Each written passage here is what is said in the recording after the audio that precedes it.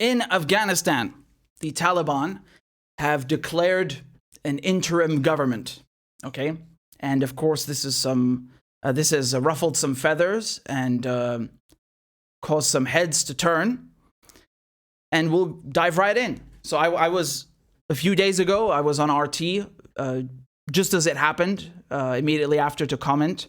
But I will go through it now with you in detail. So let's take a look, right? So just you can see this headline from the BBC. Hardliners get key posts in new Taliban government. Don't you love that word, hardliner? I mean, if I'm someone, who's reading these headlines about Iran and Afghanistan, if you're someone who's reading the news being reported in Western media and you keep seeing this word hardliner, I mean, what does that even mean? Most people have no clue about Iran and Afghanistan, not through any of their own fault, because the media keeps them ignorant on purpose. And one of these terms you always see thrown out there is like, a hardliner. What's a hardliner? Is that like a breakfast club? Like, what is it? Is it a football team? Who are these hardliners who keep getting into power? Like, the hardliners won the election in Iran. The hardliners are in power now in Afghanistan. Who are these hardliners, right? Apparently, as I had Professor Marandi, Sayyid Muhammad Marandi, so eloquently explained it. It's basically people who won't, bend the knee to Western interests. So they're hardliners. They're hardliners towards the West, right? Not Angola, right? Not Namibia, not Mongolia, not Belgium. No, to the United States. That's why they're hardliners. So, in any case, let's go through it, shall we? Now, there's been a nice old graph over here, which I can read to you, okay? This one is from Al Jazeera, although I think BBC had their own one down here, right? So yeah, just to give you the key leaders. So here we have Akhundzada, who is, as you can see, the former Taliban Chief Justice and has been the leader since 2016, right? So Omar Mullah, he passed away, so he's not in charge.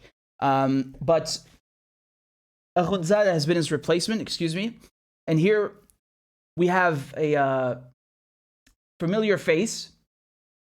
If you see these names, they should ring a bell to some of you maybe who've been following the Guantanamo files and the Guantanamo Bay thing. Because some of these men were in Guantanamo Bay. Can you believe that? If you look at this headline from Yahoo, they say the Taliban 5 go from Guantanamo Bay to new Afghan government. Yeah, it's true. It's true. 4 of the so-called Taliban 5 have been named to key roles in the Taliban's new, quote-unquote, caretaker government in Afghanistan following the terrorist group's takeover of the country after the militant leaders were released from detention at Gitmo in a prisoner exchange for a U.S. Army deserter, Bergdahl, right?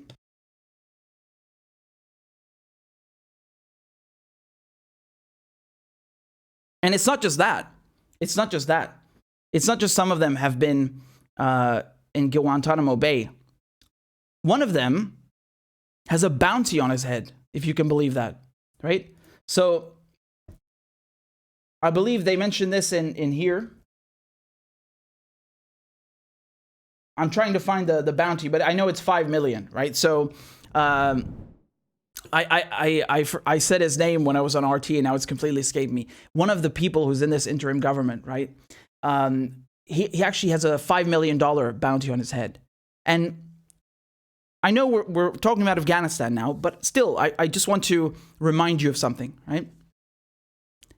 In Syria right now, if you look at northern Syria in Idlib, which is being run by HTS, Hayat Tahrir al-Sham, the head of HTS, Jolani, he has a $10 million bounty on his head because he's an Al-Qaeda commander, right? Not a former one, he still is. And nonetheless, the US ambassador is calling him an asset. So, just because someone has a bounty on their head, in general, I'm talking not just about Afghanistan, but just because someone has a bounty on their head doesn't mean the US doesn't like them, okay? If you look at Ayman Zawahiri, who has a $25 million bounty on his head, he was second in command in Al-Qaeda, bin Laden's right-hand man. He blew up the Egyptian embassy next to my school in Pakistan, and he has a $25 million bounty on his head. And in the Cold War, guess who was giving him money? The CIA. So these people who have bounties on their heads, I'm not saying they're necessarily working with the Americans, but oftentimes you'll find a little connection, right? And in this case, there is one, because the guy who has the bounty on his head, I can show you a picture of him right now. Okay, here's the bounty. It's from the FBI, right?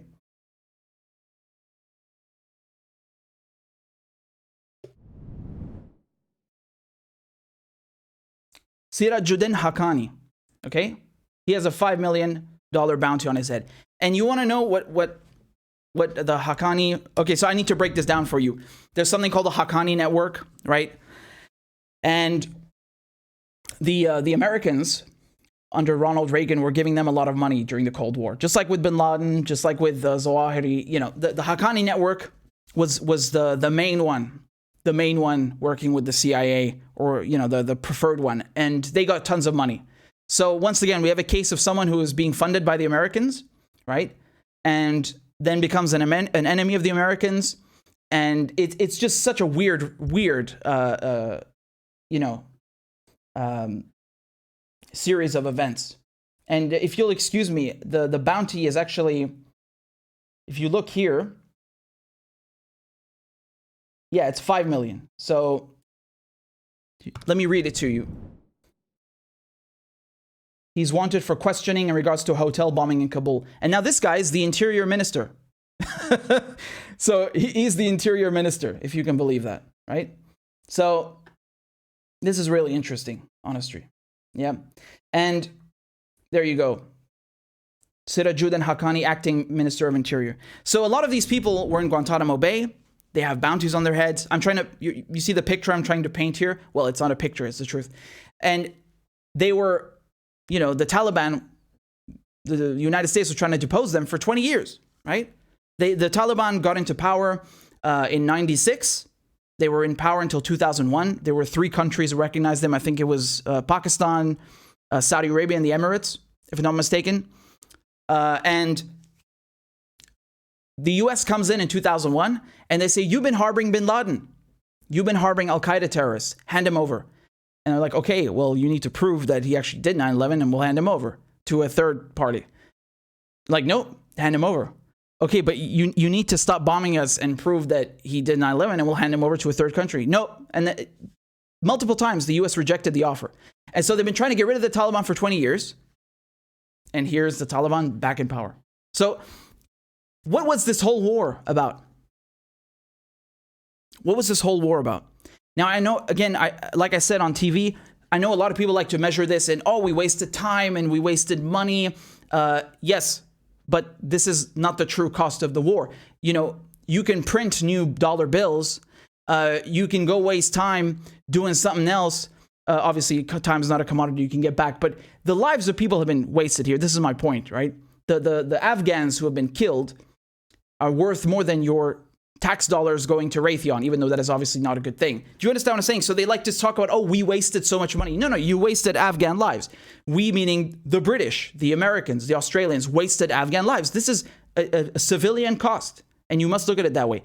So not only is there more terrorism, right? Today, all over the world, you have more Al-Qaeda. You know, there was no Al-Qaeda in Syria before. There's no Al-Qaeda in Iraq. There's no Al-Qaeda in Yemen. And now there is. Who put them there? Who allowed this to happen? There was no ISIS. There was no Daesh in Afghanistan. ISIS didn't exist. Now it does. So this war on terror is a failure. And they couldn't even get rid of the Taliban, which they claimed would be an easy walk in the park, right? So the thing that is really bothersome here is that you have a lot of pundits, a lot of people who are saying, oh, look, Biden just let the Taliban get into power again. No. This is not the problem here. This is not the problem that the Taliban embarrassed you. The problem is you killed a lot of Afghan civilians. Do you understand? This should be the number one fucking concern. Even if the Taliban did not exist anymore, you cannot go around invading other countries and murdering civilians. Why is this such a controversial thing? Why are people so fucking thick they can't get this through their skulls? You can't invade countries and kill people. Do you understand this? It's a really simple concept. So they're more angry about the Taliban being back in power than they are about the people they killed. This is the reality. And this is what you've been seeing for the last weeks. Now, when it comes to who is in this government, it's mostly Pashtun, okay? So as you know, Afghanistan is a patchwork of many ethnicities, right? You have Uzbek, Turkmen, I could go on and on, dozens. And the fear, not from just the West, but from Russia, from China, from Iran, everyone, right? I bring these up because they're Afghanistan's neighbors. They had a fear that this government would be mostly Pashtun. And what they hope to see, because they want stability in the country, because it's their neighbor, they would have hoped to see an inclusive government, right? So not majority Pashtun, but of all creeds and backgrounds, right? And that's not what happened. And again, you might come and say, well, this is just an interim government. It's not the actual government. Yeah, okay. But the Taliban have taken back the entire country.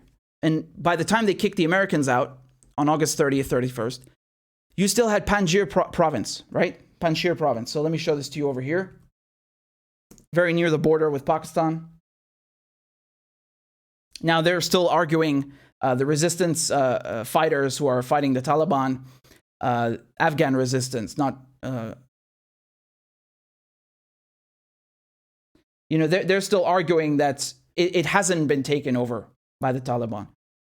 And again, it's complicated because when we talk about Afghanistan, especially this place, especially this region on the border with Pakistan and near to it, I mean, when you take a place, what does that even mean?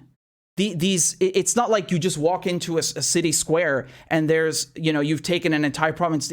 The geography is so complex. It could very well be that the Taliban has half and the others who are fighting them have the other half. You have some main arteries going into these caves and into the mountainous region and the terrain. But it's looking, I mean, honestly, if we're being honest here, the Taliban is taking back the country, right? Let's not make any mistakes. Let's not kid ourselves. And so my point here is that this is not far from Kabul, and it's also close to the border with Pakistan, right? That's where I lived, Islamabad. Lived there for 4 years when I was younger, right? When I was a kid. So they've taken this back, and they have the whole country. And now, I know I went on a tangent. I'm just coming back now. They've taken the whole country, so why should they capitulate? Why should they concede to any demands? This is the fear that many had, right? Now, the problem with not having an inclusive government, again, I'm not trying to fearmonger. I'm just telling you what other people speculate, what the general international consensus is on this, is that, this could cause a civil war. God forbid, I hope there's no civil war, of course. But, there's a problem here because, of course, you would like optimally everyone to be included and represented, logically, right? And now, because the Taliban, they kicked out the Americans, they've taken back all of Afghanistan, why should they listen to anyone? Perhaps that's their attitude. At the same time, I would argue one more point, but before I go into here, I just want to show you quickly how, this is from Newsweek. They said what China, Iran, Pakistan, and other Afghanistan neighbors have to say about the new Taliban government, right? And they had a virtual meeting, and the Chinese foreign minister said that Afghanistan today stands at a crossroads in history, right? And they said, however, Afghanistan is still facing severe challenges, okay, such as humanitarian issues. This is true, and this is one of the things that the international agencies and NGOs were trying to, push the Afghans on, especially the Taliban. We'll give you humanitarian aid if you have an inclusive, diverse government, right? And they're saying that reacting to the Taliban's announcement Tuesday of a new interim government made up of senior group officials, Wang, the Chinese foreign minister, said the interim nature of the Afghanistan administration shows that there are still many uncertainties in Afghanistan's future, right? In the meantime, he called on the Taliban to unite all ethnic groups and factions, build a broad and inclusive political structure, pursue a moderate and prudent domestic and foreign policy, draw a clear line with terrorist forces, and establish and develop friendly relations with countries, especially neighboring countries. And of course, you can see Iran. This is from yesterday, the 9th of September. Iran insists on inclusive government in Afghanistan.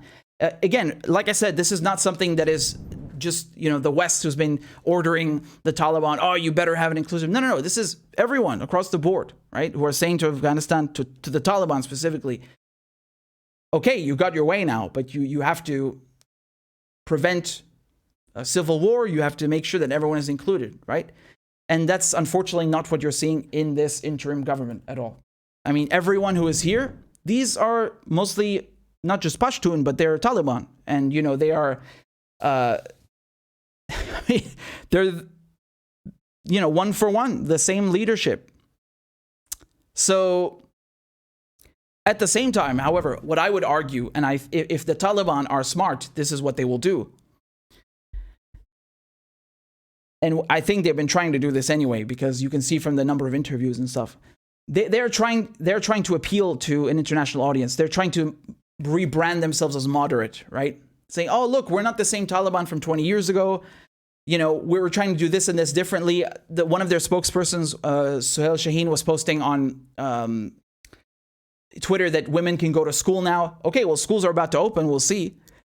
But the point I'm trying to make is that they want to be seen as legitimate. This is what the Taliban has been trying to do since before 2001, right? Only 3 countries recognized them from 96 to 2001 when they were in power. So they have a real issue with this. Not even their neighbors recognize them, as I just told you. Iran, China, Russia, no one recognized them as a government in the 90s. And right now, no one else has recognized them as a government yet, okay? So they have a real problem. Not with legitimacy at home necessarily. I think one of the reasons, which Professor Abrams explained so eloquently, one of the reasons they were able to take back the country so quickly is because they have gained legitimacy with the people to a certain extent. Not every Afghan, of course, but to a certain extent, right? Their issue now is having this internationally because they want to have diplomatic relations and to establish ties with their neighbors and with everyone else. They want to have trade, they want stability, security, and they want legitimacy. So, I mean, if this stays like this, that's not going to happen. Iran, again, I speak about Iran because they're their neighbor. I speak about China because they're also their neighbors. They have borders with them. And of course, the other neighboring countries, Russia doesn't have a border with them, but is nearby. They don't want any more bullshit in their backyard. They've just had 20 years of a NATO occupation. They would like to see some stability, which is normal, right? Because it affects everyone. When your neighbor is doing bad, it could spill over into you. Just look at what happened when Iraq was invaded. This whole shit with ISIS spilled over into Syria. In many ways, I view it as an extension of the Iraq war, right? You should. And they're both atrocities, right? So both Afghanistan's neighbors and the Taliban have an incentive to calm shit down, okay?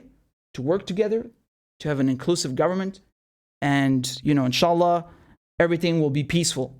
But if it stays like this, I mean, I don't know what to tell you, man. No one is happy with this, huh? Right? No one is happy with this. Like I said, the Chinese foreign minister, Iran's foreign minister, they immediately came out and said, this cannot stay like that. Obviously, they're not trying to impose anything. They didn't invade Afghanistan, unlike some other people.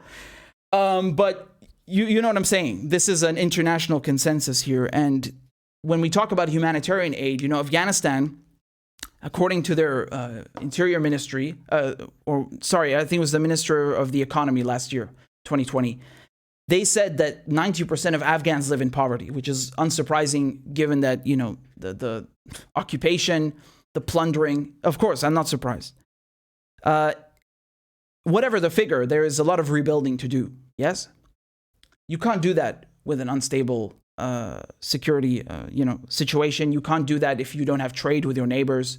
Never mind, the rest of the world. So they need humanitarian aid to begin with, and the UN and other NGOs are telling them, if you don't do something right here, meaning you don't form an inclusive government, you respect women's rights, etc., we're not giving you any more humanitarian aid.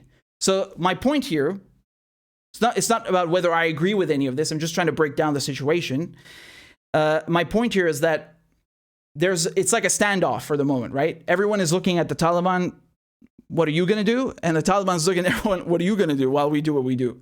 Okay. So it's a very delicate situation right now. And I mean, I for one, the only thing that I will say, I covered a lot of stuff with Afghanistan. I've read a lot of shit, stuff that is too gruesome to even say on YouTube because they censor. But also, my point is that it's really heartbreaking. This has been a long war, a bloody war, and it's very heartbreaking. And I only wish the people of Afghanistan peace. That's it. Peace and prosperity and happiness. That's it. And they deserve some, not just some, all of the good things in the world, because it's too much. You just 20 years of war now, 20 years of occupation, people dying on both sides. But of course, the biggest victims here are the Afghans. Their country's been destroyed. Look at the mineral wealth that they sit on. I mean, Afghanistan should be one of the richest countries in the world. Really, really. They're literally sitting on a gold mine, literally. So I hope they will be able to pull themselves out of poverty, and everyone is included and represented. This is really important, and it's important for their neighbors as well. And just before, I just want to show you over here.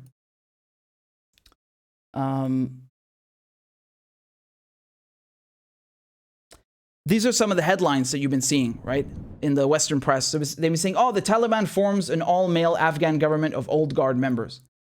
Okay, I mean,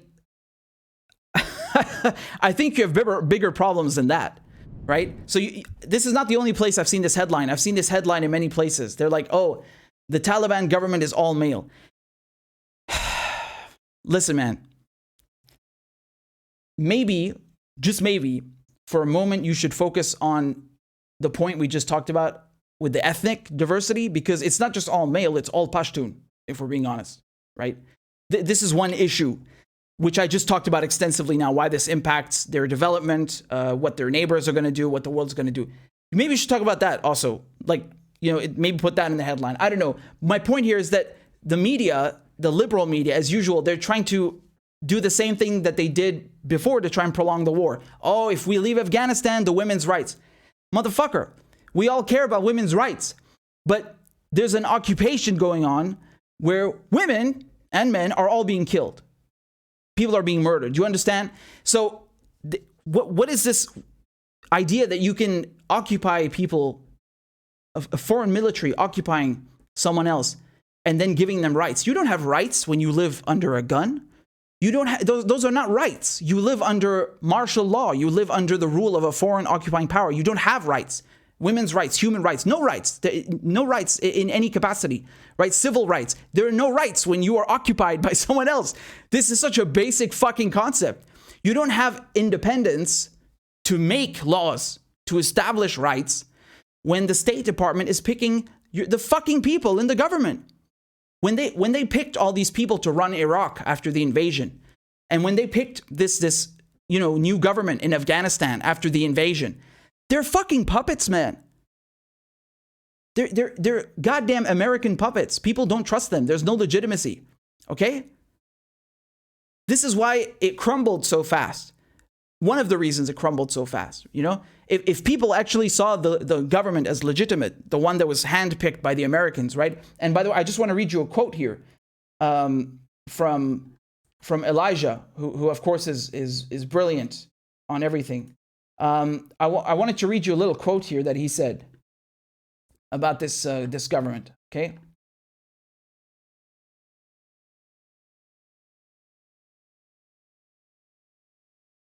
He said, after 20 years, what I find special about this government in Afghanistan, regardless the identities of its members, is the fact that the United States ambassador or Secretary of State have nothing to do with the nomination of the cabinet.